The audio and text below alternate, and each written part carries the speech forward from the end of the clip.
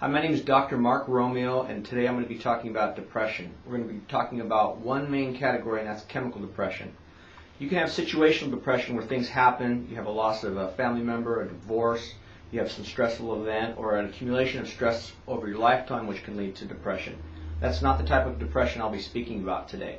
If you're interested in knowing more about that type of depression, on our website under mental health, those are the offices to seek.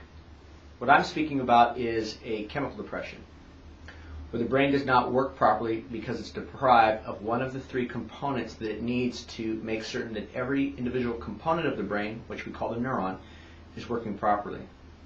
Your brain is a collection of cells, and those cells are called neurons. Those neurons need three things. They need stimulation, they need blood sugar or glucose, and they need oxygen. If the brain is deprived of any one of those three components, every individual neuron will work less efficiently, which will cause a global depression of the brain, which will lead to a chemical type depression. Now, this isn't chemical within the body, but it's chemical within the brain. We're saying that each neuron has lost the ability to properly make neurotransmitters, which are chemicals that make us feel good. And so the job here in the office is how to get those neurochemicals to be produced properly, those neurotransmitters, so that an individual can feel good and dynamic again.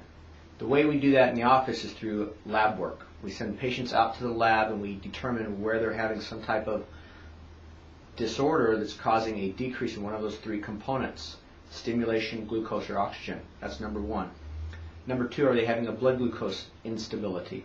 Are they having blood sugar disorders, either dysglycemia, hyperlipidemia, or diabetes, or hyporeactive glycemia, which is causing their blood sugars to fluctuate, which means you're depriving the neurons of glucose, and glucose allows the neurons to make neurochemicals, so we need to get that addressed.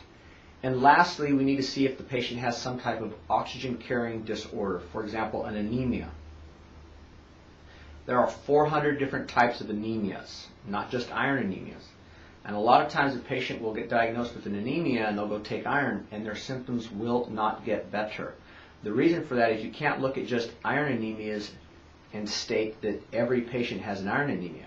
There's folic acid anemias, pernicious anemias, copper deficiency anemias, microcytic hypochromic anemias. You have a whole range of anemias.